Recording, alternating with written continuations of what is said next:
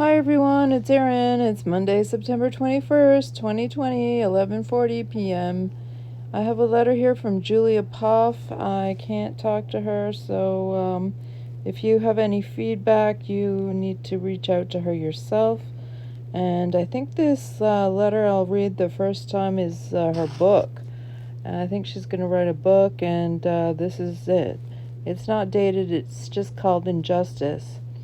It starts out, I was a proud little 5-year-old girl with pigtails when I stood with my hand placed across my heart and recited the words to the Pledge of Allegiance for the first time. Those last 3 words, justice for all, rang through my ears all of my life. The love for my country continued when I was 20 years old, when I again stood before God and an American flag and swore an oath to protect my country and the officials in it with my life. I was honored to be a part of the United States Navy. I believed then that America was land of the free, home of the brave, and we had a true justice system. Fast forward to 2016, and I learned the hard way there is no underlying justice in America. It is based on fraud, perjury, punishment, and threats. For the last 47 months, I have seen my family punished, traumatized, threatened, and slandered for something we didn't have anything to do with. I guess I was naive to believe the words United States Constitution, U.S. citizens' rights, due process, and amendments actually meant something. But this nightmare I have been living has shown me otherwise. My name is Julia Ann Poff. I am 49 years old and am continuing to fight my injustice myself through the courts. After spending almost 2 years bedridden, through the grace of God, I was and have been given a second chance at life. The week this crime happened, October 5th, 2016, I was told by my doctor I was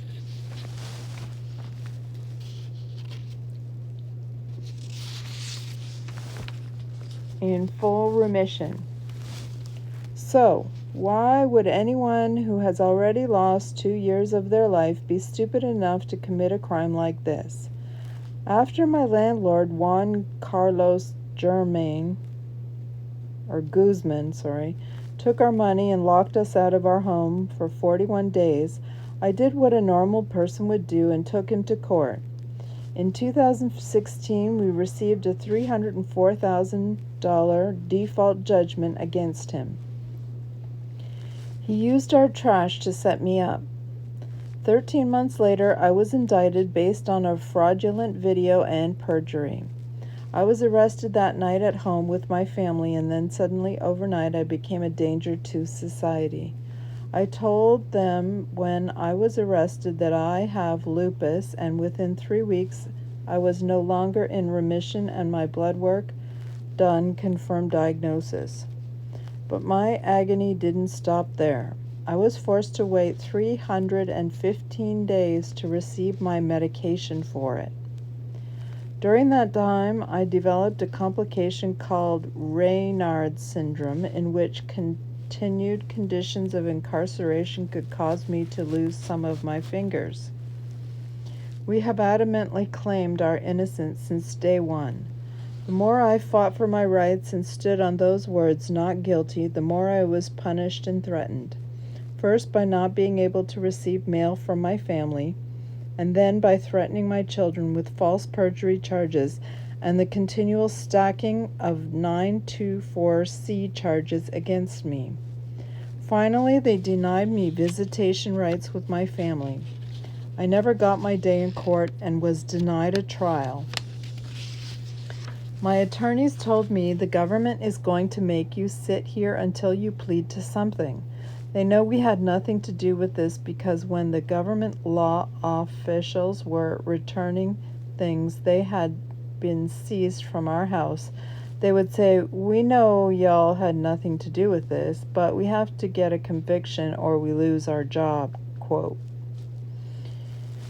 Is a job now worth more than integrity, honesty, and ethics? I guess to them it is. To view a defendant as a personal trophy, as a stepping stone to career advancement, regardless of whether or not they are actually guilty of the crimes charged, is inexcusable. But yet I was that personal trophy, and after being detained for 20 months, waiting for a trial that would never come, I was forced to take a plea deal. On July 1st, 2019, I stood before a judge and my God found to commit perjury. And my God, forced to commit perjury and say I did something that I did not, nor would I ever think about doing. I never dreamed that receiving my associate's degree at a paralegal in 1997 would land me in federal prison 20 years later for utilizing those skills, but that is where I am today. They say everything happens for a reason, so I question all the time, what is my purpose here? The only thing I can come up with is I needed to see the side of the law this side to fully develop the passion needed to raise my voice and speak out about injustice within our justice system.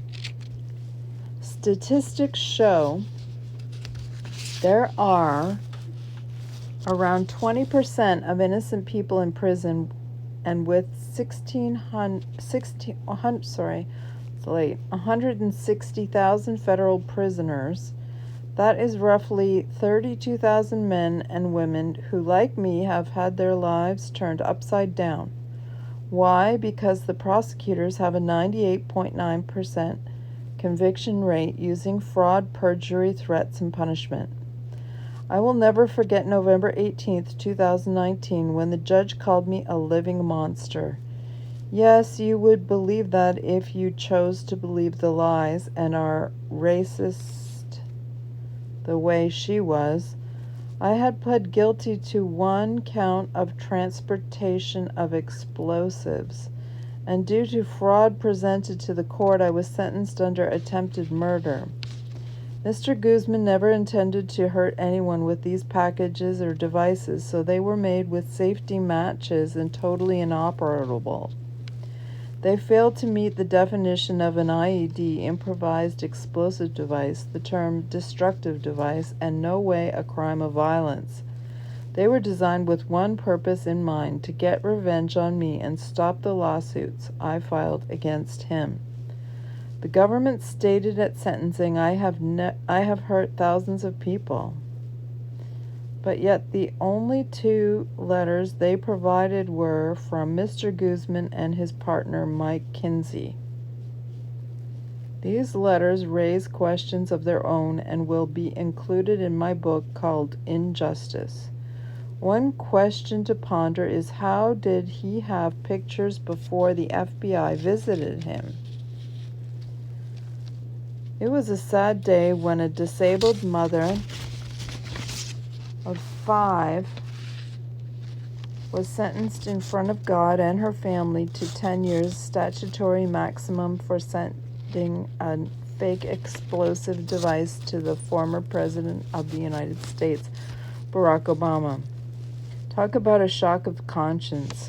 I am still in disbelief as to how the government can use fraud and destroy evidence to strengthen their case against someone. Happens all the time. My side note. It also seems that everyone wants their 5 minutes of fame too. And when asked about me, they made up all kinds of stuff. These were people I don't even know. This whole case has been unreal, and my story with the truth will be told. It's time for a change, and one I'm through. I am one person. And it's time for a change, and even though I am one person, I believe my story will be able to resonate with others who are innocent within the system or have been unfairly treated. What my family and I have been through, no one should be subjected to. It's a time that those words, justice for all, mean something again. Julia A. Poff, Federal Medical Center, Carswell in Fort Worth. Her P.O. Box is 27137 and her registration number is 30835-479. Please write to her and let her know that you're praying for her and for justice to prevail and the truth to be shown. Thanks for tuning in tonight. This is just insanity. Good night.